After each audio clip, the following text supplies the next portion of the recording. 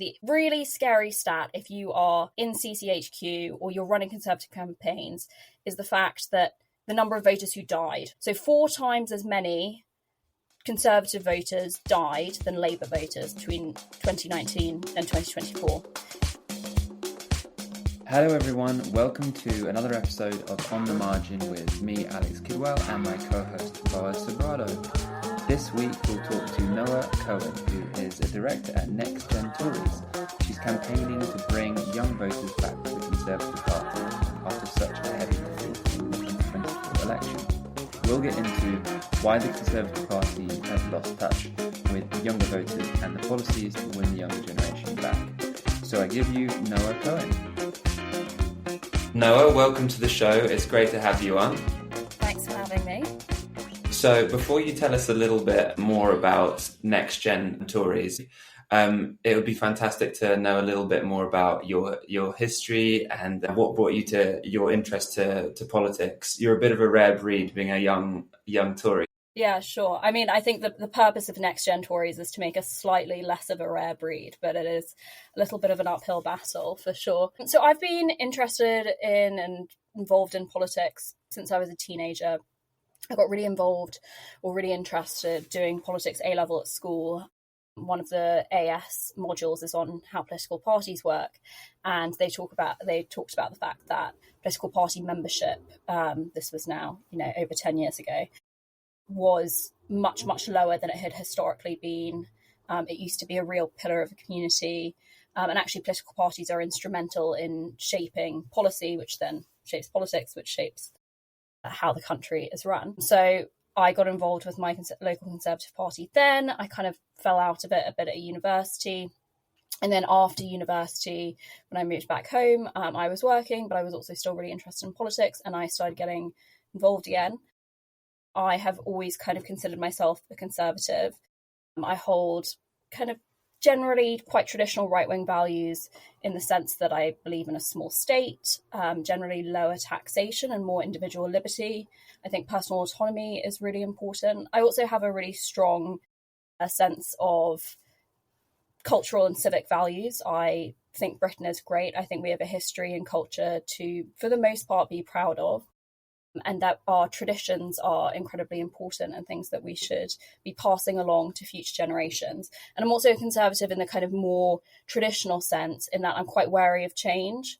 I think one of the kind of defining differences between conservatives and radicals, and you can have radicals on both the left and the right. I would say that, for example, Elon Musk might identify himself as right-wing, but he's pretty radical in a lot of what he pushes forwards. But generally, conservatives tend to be a little bit more wary of change and think that things and traditions that we have maintained come about because through cultural practice, we realise that they are important. And often when we change things very rapidly, when that happens, we don't even necessarily know what we're missing or what we could lose until we've lost it. So change in order to conserve and gradual change are very strong conservative principles that I tend to believe in. So you've founded, or you're part of the founding team of Next Generation Tories. Can you tell us a little bit about why it was created and the purpose of it?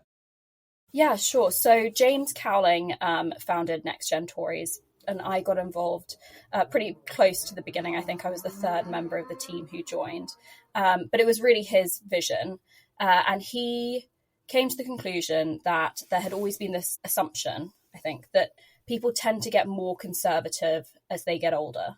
So there was this idea that people are left-wing when they're young and they don't have a lot of responsibilities or jobs or mouths to feed. But then as you get older, as you start participating in the workforce, as your responsibilities grow, people generally tend to get more conservative.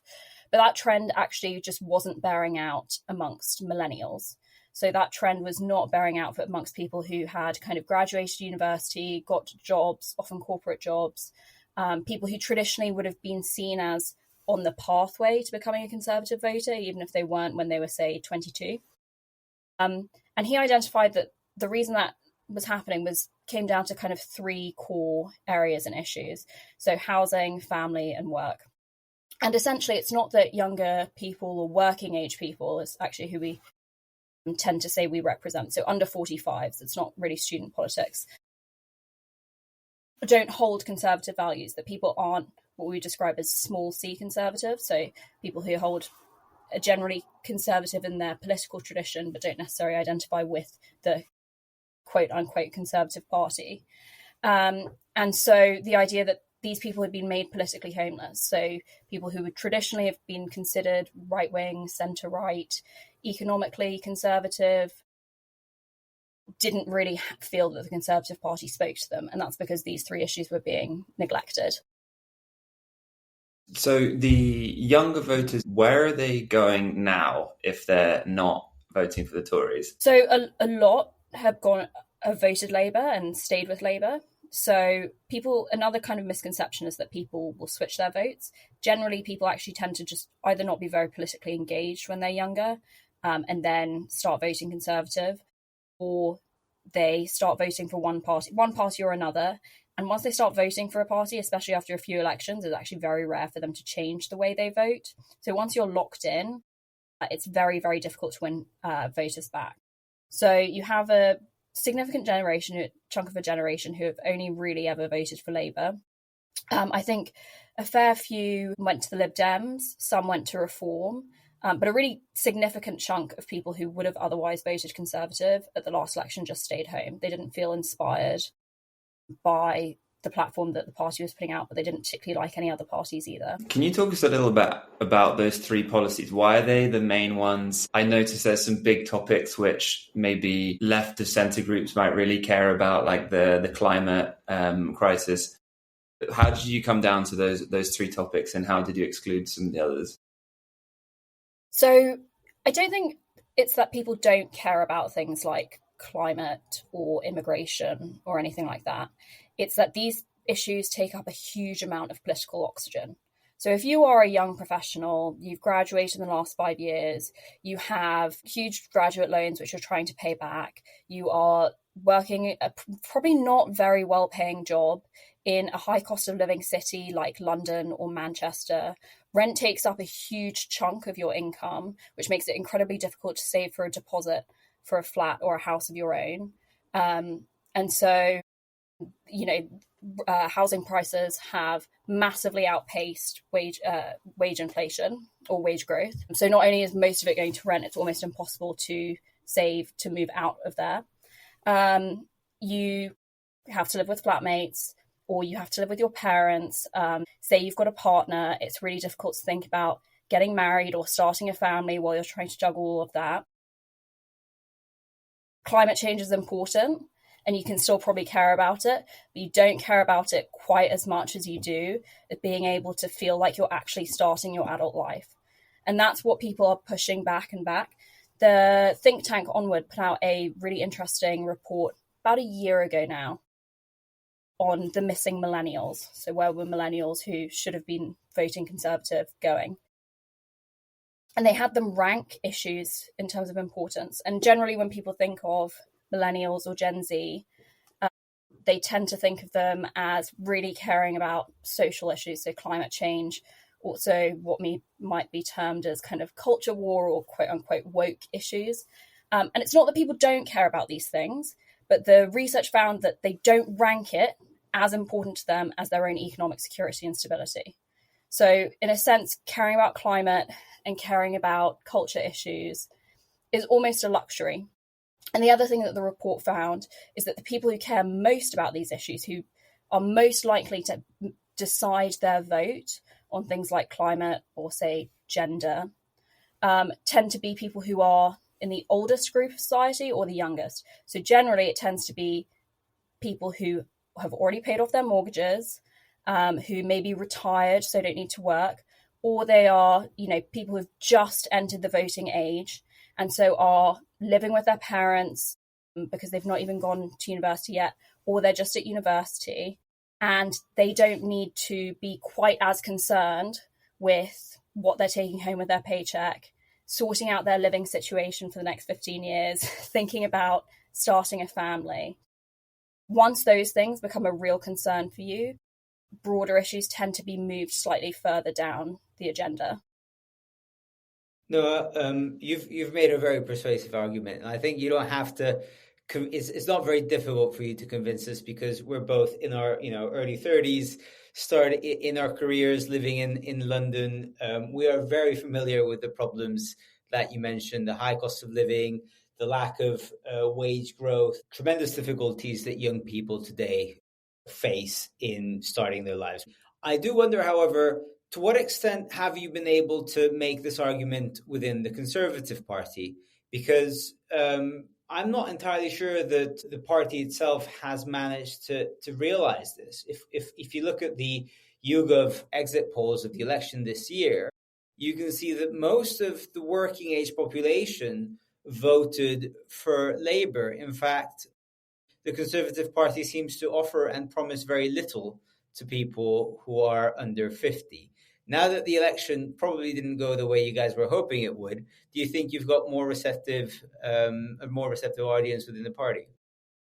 Absolutely. Prior to the party, we did a lot of work with MPs, with peers, with CCHQ, Conservative Campaign Headquarters, to talk to them about how we thought they could win working age voters back. And the party recognises that this is an existential issue. So back in 2015, when David Cameron won the election, the crossover age, so the age at which you're more likely to vote Conservative than Labour, was 34. Up until then, if you're in your 20s, people are more likely to vote Labour, but it was pretty marginal. And by the time you reach your mid-30s, the majority of people were voting Conservative.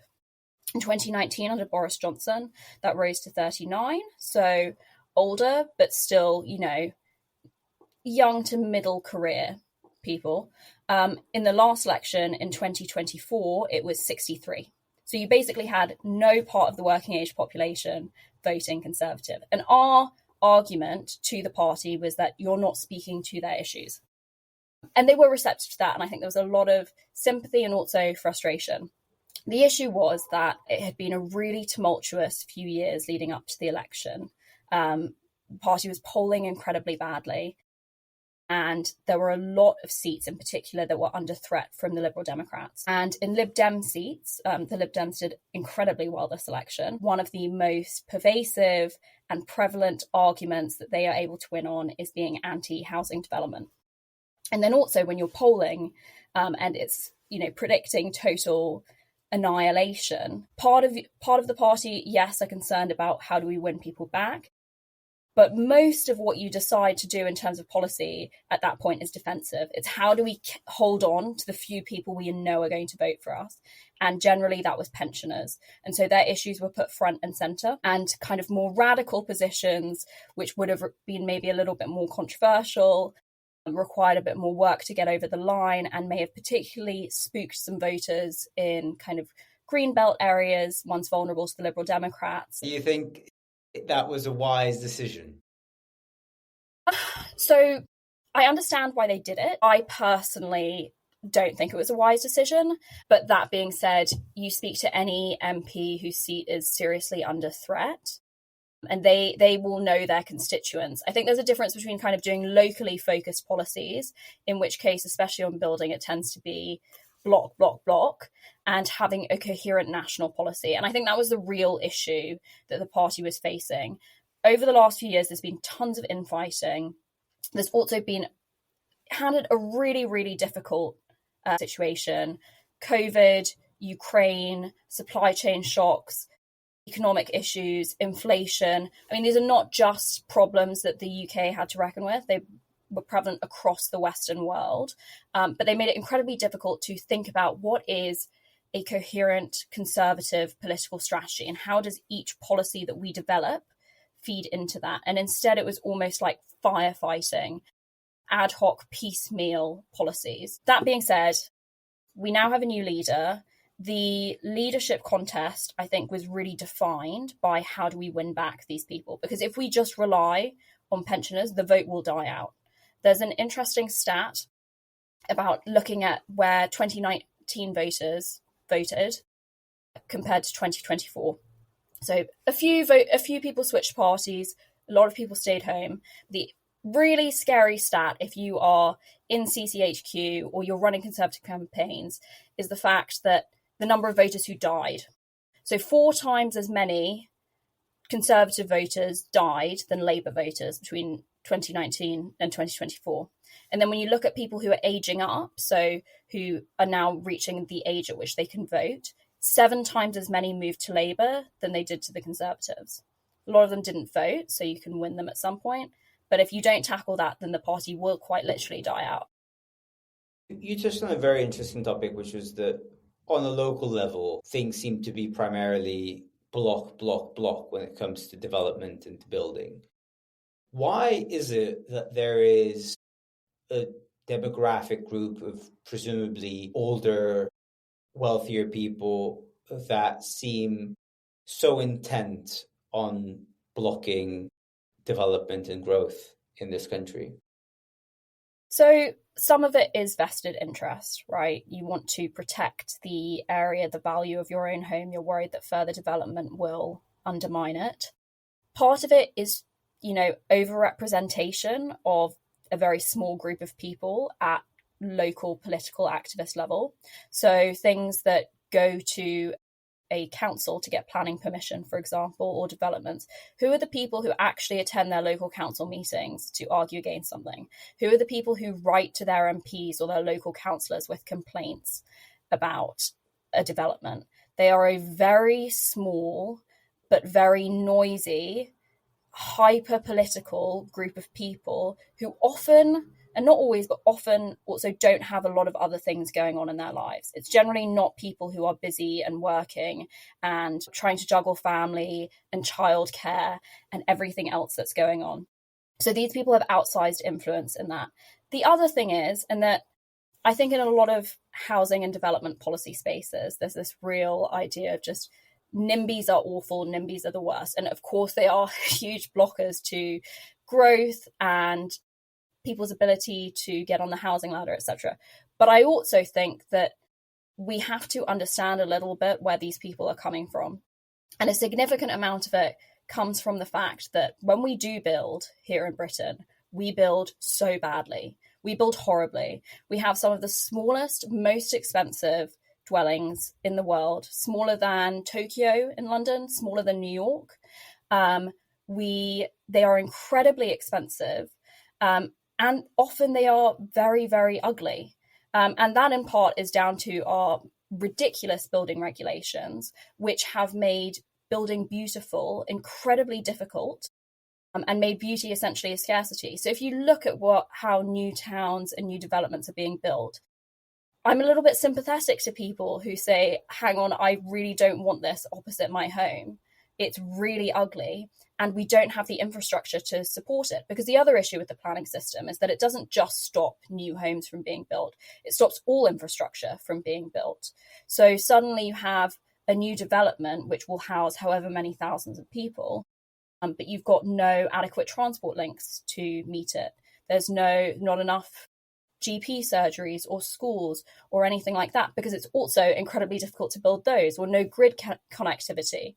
So essentially you're dumping new developments that are often an eyesore without the adequate infrastructure to support them on existing communities.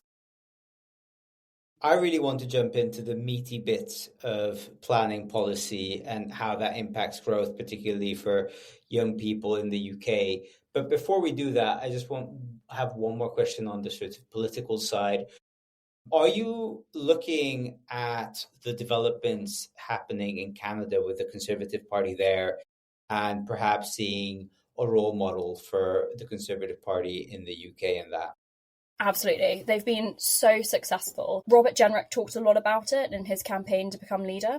And one of the great things about this contest is that these issues remained front and centre of it. And it was great to see both candidates really competing on how they can win over the working age vote and how they can basically emulate Canada. The Canadian Conservatives were almost wiped out in the 90s. I mean, we talk about kind of close to annihilation here on over 120 seats. I mean, I think they went down to 2. Maybe it was 4, but I think it was 2 seats in the whole parliament.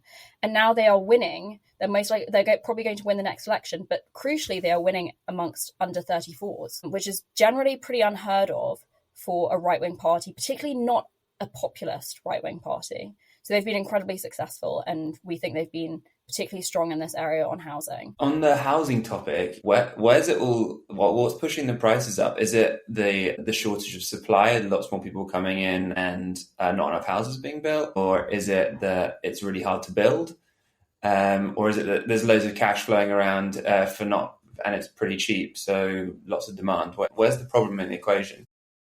So it's a bit of both. Supply side is the most significant factor. So we've just not built enough houses, partly because of our planning restrictions. Demand has also been an issue. So, you can't pretend that immigration hasn't had an impact. Essentially, all the new housing that we've built in the last few years has been cancelled out by net migration. The attacking the housing deficit basically hasn't happened. And the other thing is that most policies which have aimed to help people get on the housing ladder have been demand side. So things like help to buy, right to buy, etc. They float ideas about supporting people with a much lower deposit. All that does is increase demand. It doesn't fix the supply side problem. Help to sell more than anything. Yeah, exactly.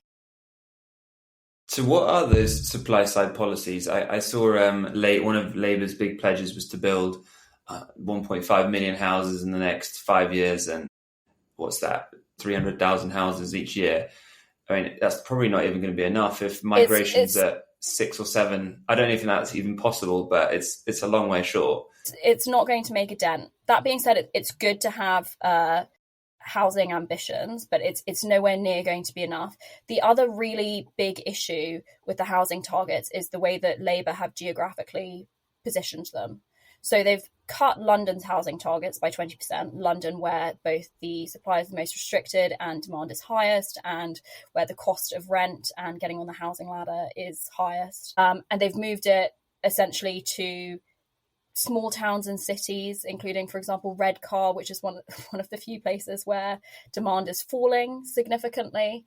They're also moving the targets to rural places, again, which don't have the infrastructure to support them and don't necessarily have the demand. Again, going back to understanding why I think people tend to be reflexively anti-development is that, people in Britain love the countryside.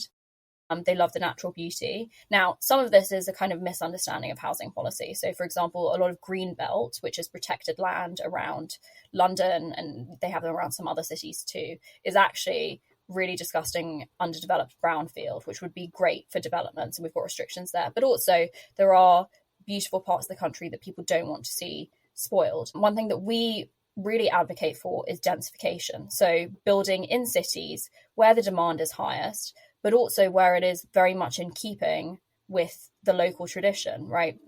It's very normal to have lots of people living in a city, and it makes a lot of sense to be able to densify. But you have the same issues where, local councils will block developments of buildings in Zone 1 or Zone 2 of London because it's too tall, which is just absolutely ridiculous when you think about the success that we've had with the development of Canary Wharf and the Docklands in terms of economic growth, and also providing new housing.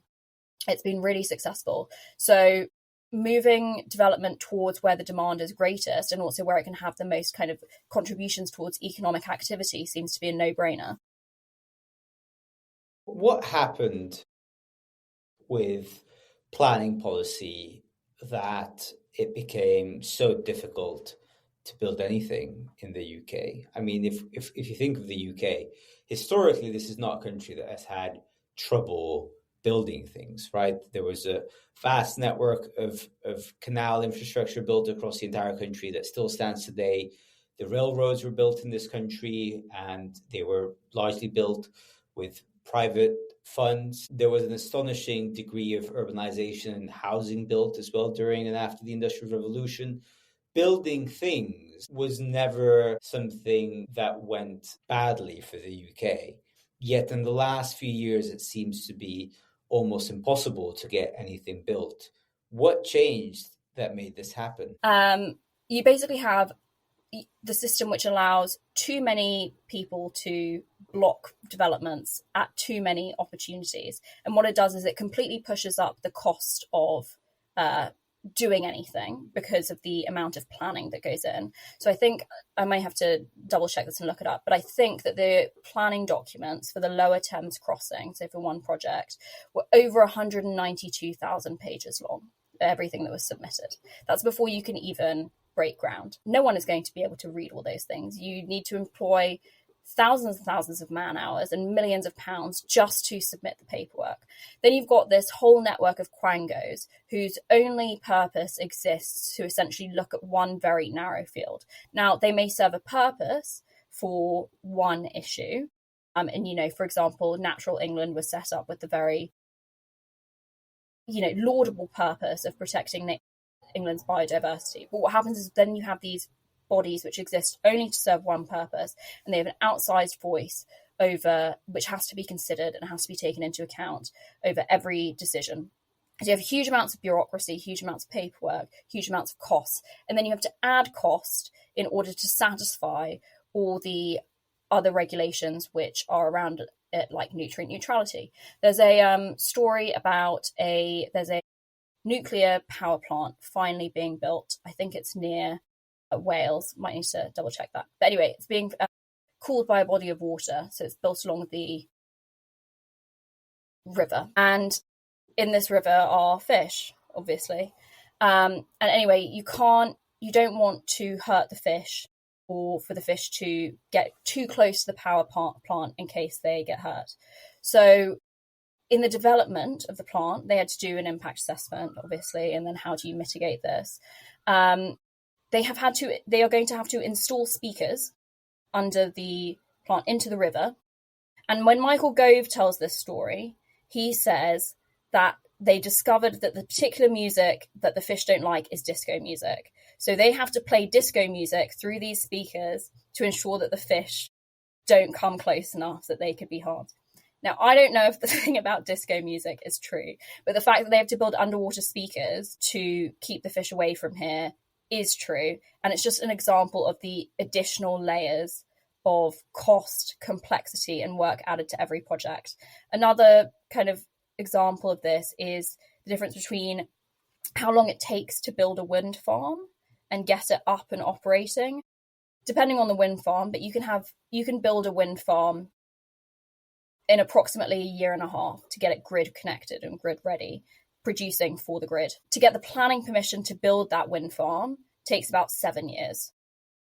So it's totally counterintuitive, and it's a massive disincentive to invest in the UK as well. So if Next Gen Tories had a magic wand to fix this big problem, where would you start? I think my colleagues might suggest tearing up the Town and Country Planning Act, but I know that would cause a lot of knock-on implications. I think, so Britain Remade do a lot of great work on this. They have some really, really good papers on planning reform and growth policy, which goes into far more detail about this. But I think as an overall vision, our big push and what we think would be successful for Conservatives and helps protect the rural vote whilst also contributing to economic growth is densification of cities. We think that should be the first stop. Densification of cities and changing of building regulations to make building beautiful easier. That would make people much more amenable to building. You can attract a lot more investment. If you think about the nicest parts of London, for example, places like Knightsbridge or Maida Vale or Notting Hill, almost all of those old buildings there, which are also really good examples of densification. I mean, these are, yes, they're old, but they are tall. They're generally flat, so you can fit a lot of people in there. All of those buildings would be illegal to build today. You can't have buildings with stairs going up to them. You can't have buildings with big windows.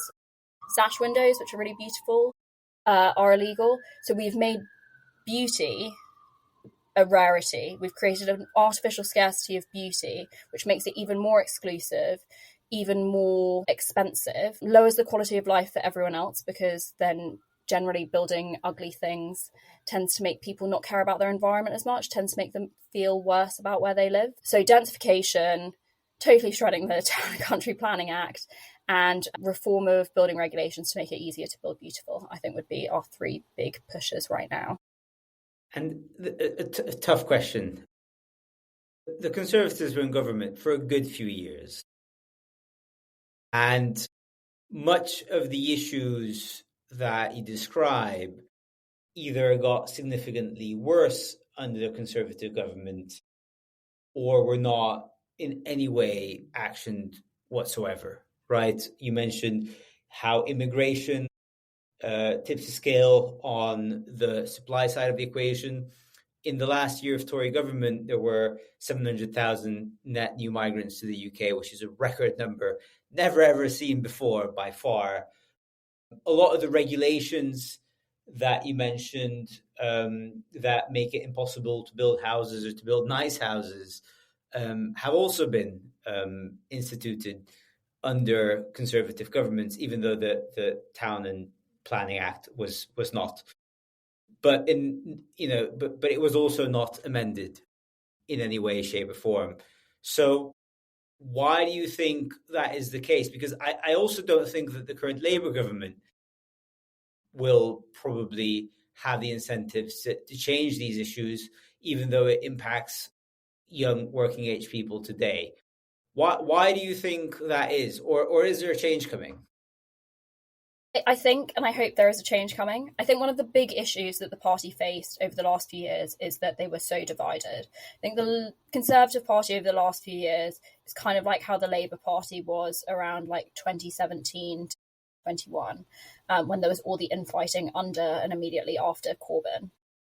I think they got complacent, essentially, having been in power for so long, and they cared a little bit less about winning and governing effectively than their little segment of the party being right. So there's a lot of different factions within the Conservative Party. It's always been a broad church. It always will be. But usually you have a kind of coherent idea and buy-in. And what just happened is you had, the kind of new Conservatives fighting with the One Nation Tories and Tory Reform Group. Everyone vying for what they thought was the correct angle to take.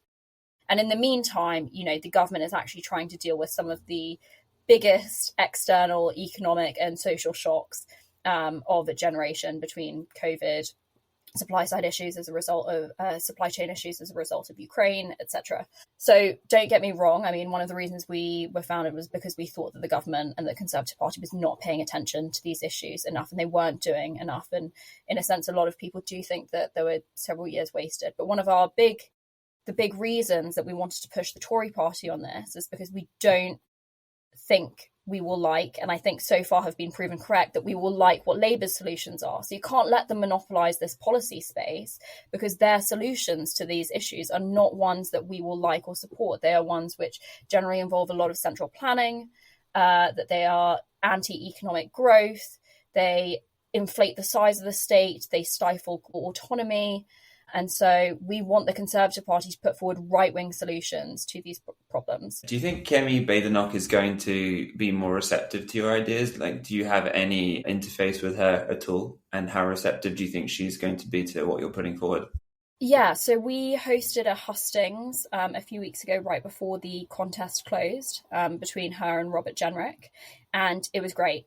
It was so good to see them both try to basically compete for the vote of people who are in their 20s and 30s and working age people who generally have been or feel like the party's forgotten them a little bit. They were both really receptive.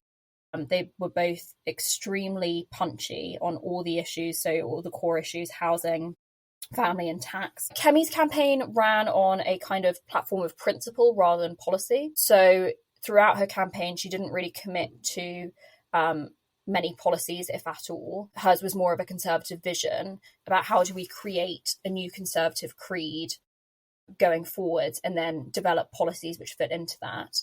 That being said, she recognised all the issues and was very defiant on the fact that she wanted to fight for working age people, and that housing, and in particular family, and also work, were core Conservative values for that. Also, just in general, I think the energy in the party has changed a lot.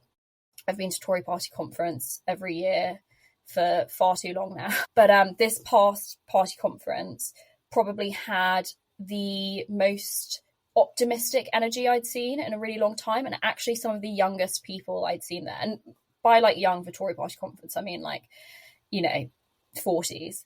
But no, there were loads of not just students, but also kind of working age people in their 20s and 30s who were excited to be there because it was a chance to shape the future of the party. And they're really, really keen to make sure that their interests and voices are heard. So I think we're in a really good place going forward. You touched on family as being a big topic for Kemi and the party. There was an interesting stat that I saw that the average amount of children that a family would like to have is over 2 in the UK, but the actual amount of children that we're having is something like 1.4, and maybe going in the wrong direction. Why is there this gap, and what can we do about it?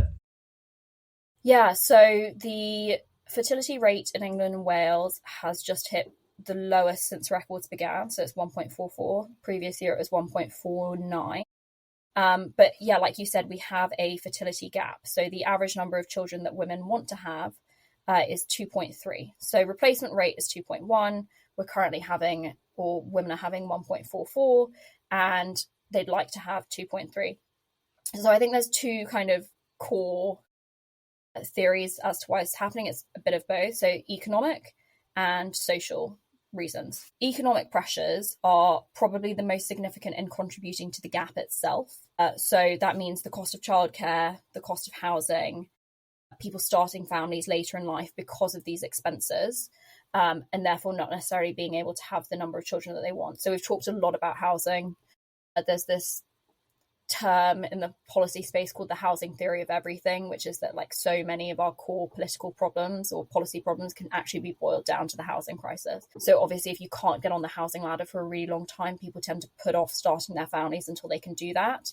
They start later, they have less time to kind of have the number of children or space them in the way that they want.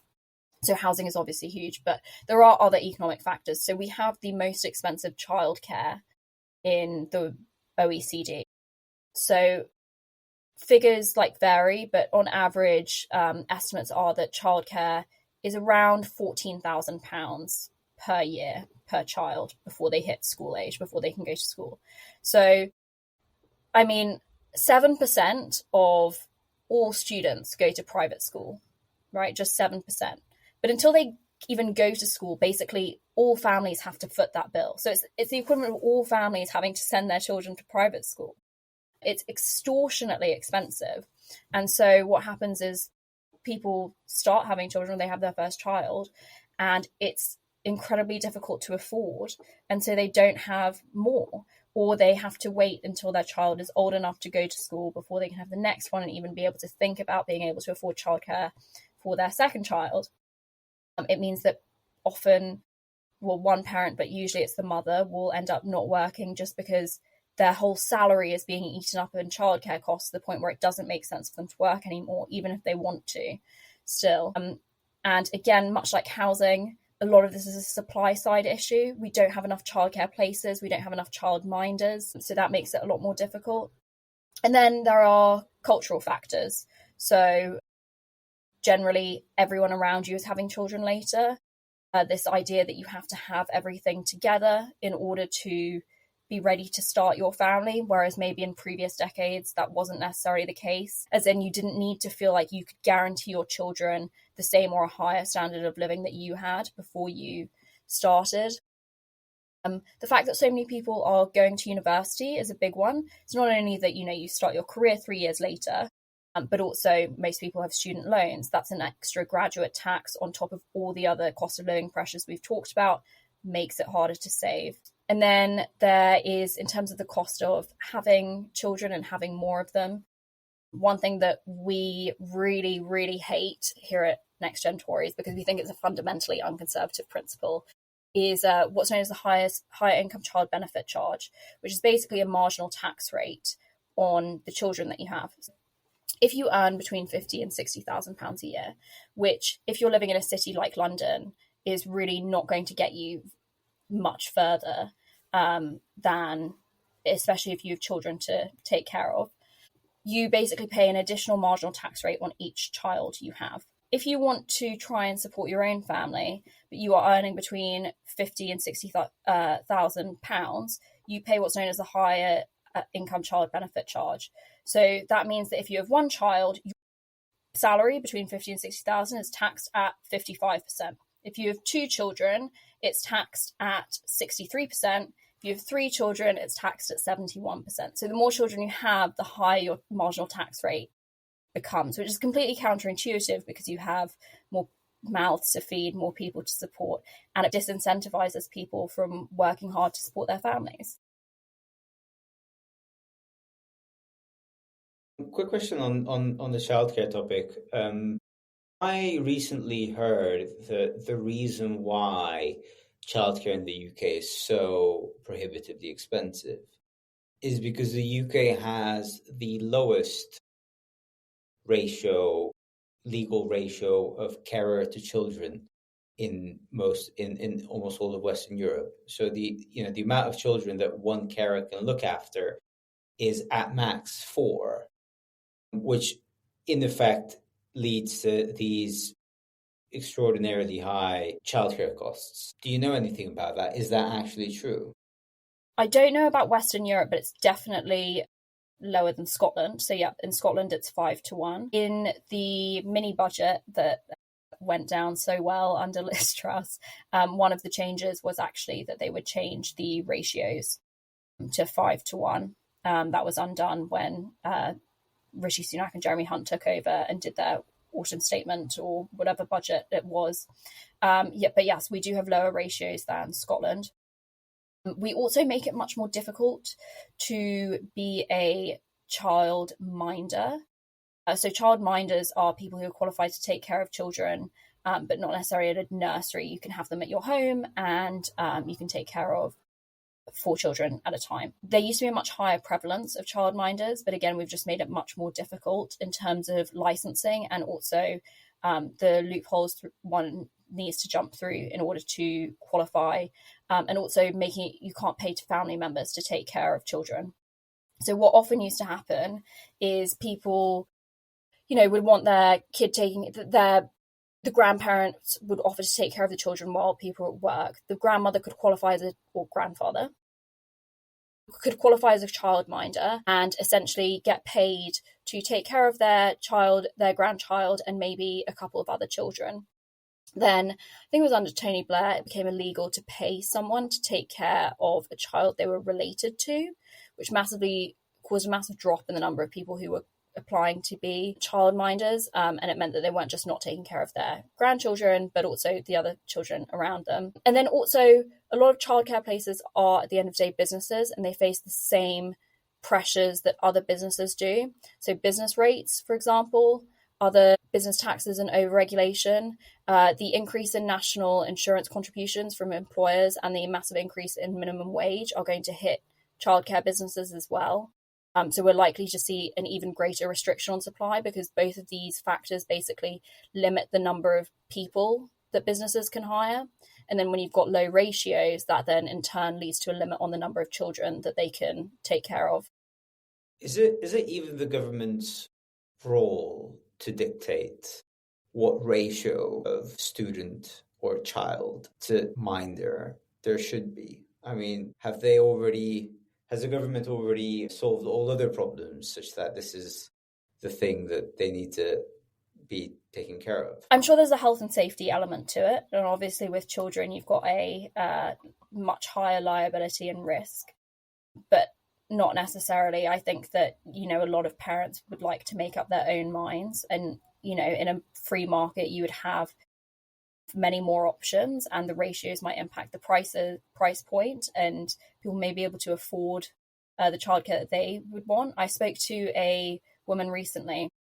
Again, this is going back to childminders, but it's a similar thing in terms of what should the government be dictating and how they're making it difficult. She wanted a woman she knew to be able to qualify as a childminder so she could safely leave her daughter with her when she was at work.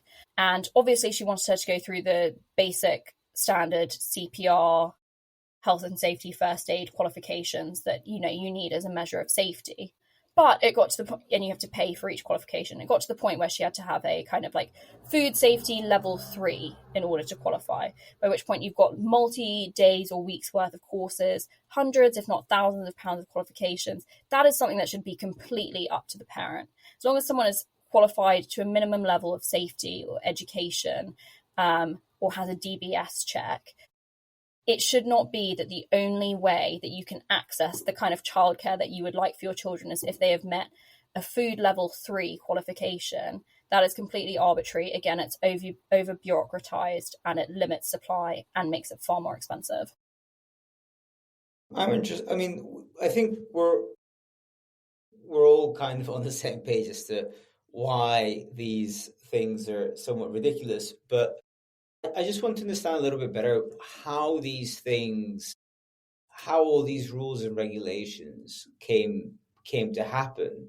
Why is it that we find ourselves right now in 2024, and everywhere we look, be it, what sort of architectural decisions you can make in building houses, or where you can build houses, or how many minders there have to be for a child, or, whether a childminder has to pass level 3 food certification. Why is it that everywhere we look, there seems to be this growth in the regulatory state? Because that seems to be a bit of a secular trend, and it's not necessarily a political one, because it doesn't matter who's in charge almost, and it almost doesn't matter in which country in the developed world. There's just this growth in rules and regulations that seems to be never ending, whereas that wasn't necessarily the case 100 years ago. Do you have any idea why this has happened? Sure. I mean, I don't know if I have like the core answer, but I definitely have some of my own personal views as to why it's happening. I mean, it's essentially over bureaucratization through the state, right? And part of this, I think, is a result of, kind of economic development and then stagnation. It's something that's like the EU is really heavy on. And then we've, had a similar creep here in the UK despite Brexit, that like when your economy is doing well and your citizens are comfortable, even though we've had economic shocks, etc., generally you've had like quite a high Western standard of living, then you start tinkering with the other issues. Whereas when you are really focused on rapidly growing your economy, you're less concerned with these little things. Then we've had the real decentralization of power, and the creation of, single issue or purpose-built quangos, which look at a very particular issue, regulate it, set an agenda and policies based specifically on it, which cause like massive creep of this and in the size of the state and the direction of the state. And then also it's just part of politics, and the thing that politicians do is passing laws, passing regulations. Like that is their job. And it's a lot easier for them to say we are doing this than we are repealing this. Like people want fresh ideas. And actually Kemi Badenoch gave a really interesting speech at the CBI business dinner. It was, I think it was earlier this year, when she was Secretary of State for Business and Trade. And it was put to her by the CBI president, you guys said you were going to deregulate. Business is being choked under the burden of regulation. Why isn't this happening? And she said, well, actually, we've done a decent amount to cut red tape and we need to go a lot further. We know we do. But every kind of piece of regulation that you're looking to repeal or cut, that will never, ever make news. These will be like small things you're fiddling around the edges with.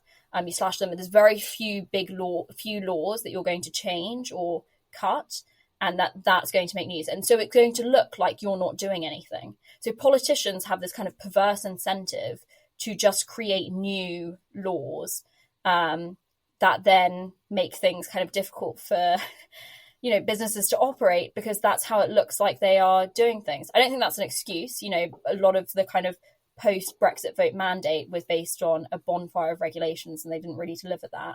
But I think that's one of the reasons it's happening. A cynical part of me wonders whether this growth in regulation has to do with technology, in that if you're writing laws by hand with a quill, there's only so much you're happy to write. If you're using a typewriter, possibly, you might write a bit more. But if you've got computers or now even ChatGPT, there's basically no limit to the length of planning applications or rules or regulations that you can write.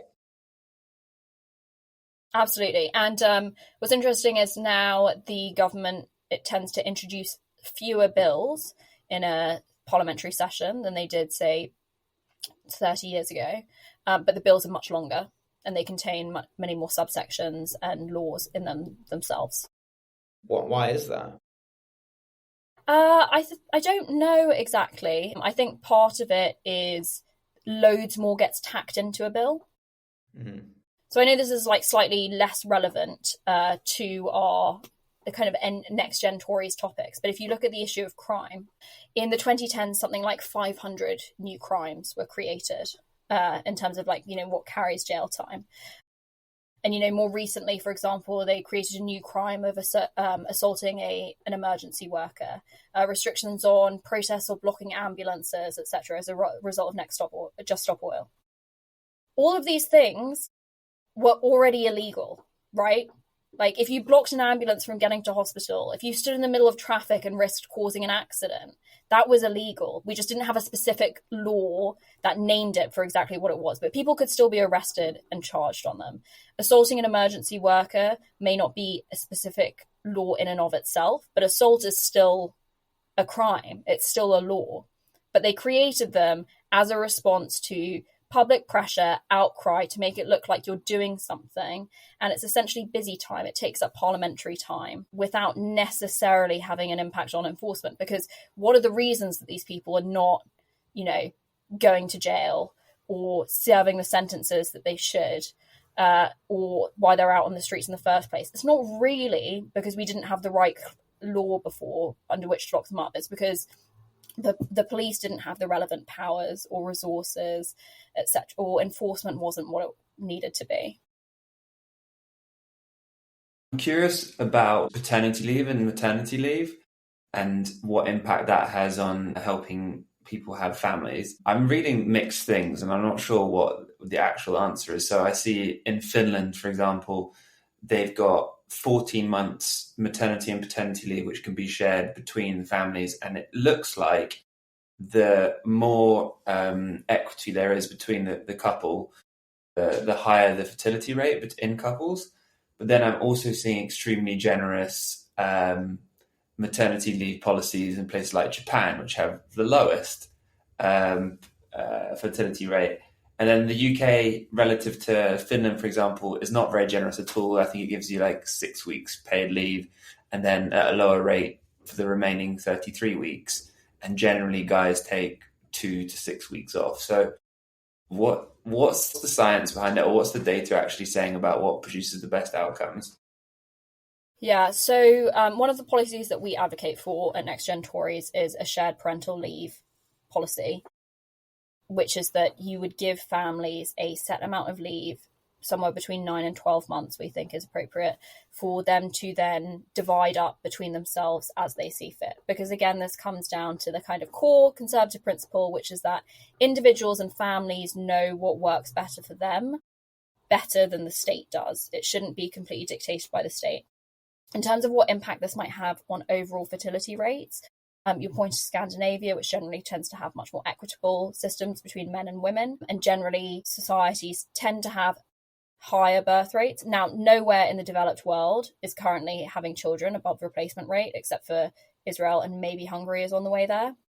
But they are still doing better than in the case of Japan and Korea. I think it's slightly different in the sense that we talked about the birth gap earlier.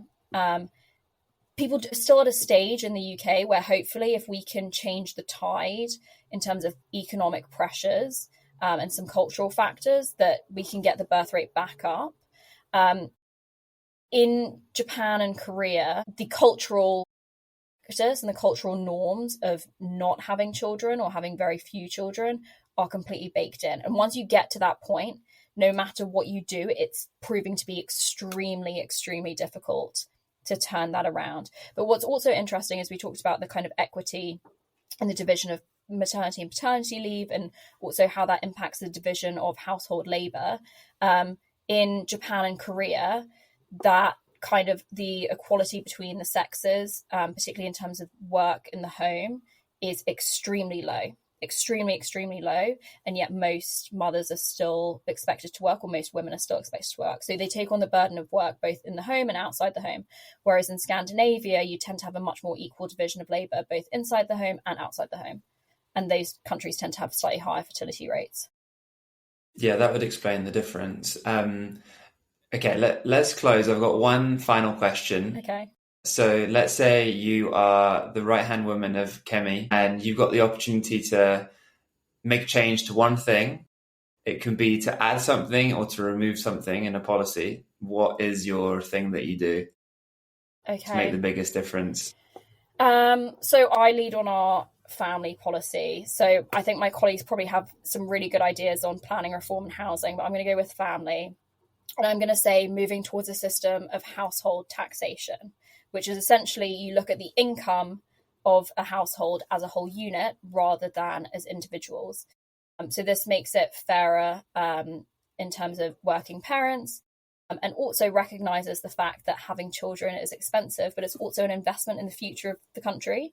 So parents, by having children, are essentially creating future citizens, future taxpayers, people who will pay for the aging population to essentially have the care that they need, which is kind of why the fertility rate, although it's a moral tragedy that people can't have the children they want to, it's also a really fundamental economic issue, which is why generally countries are concerned about bringing the birth rate back up to 2.1.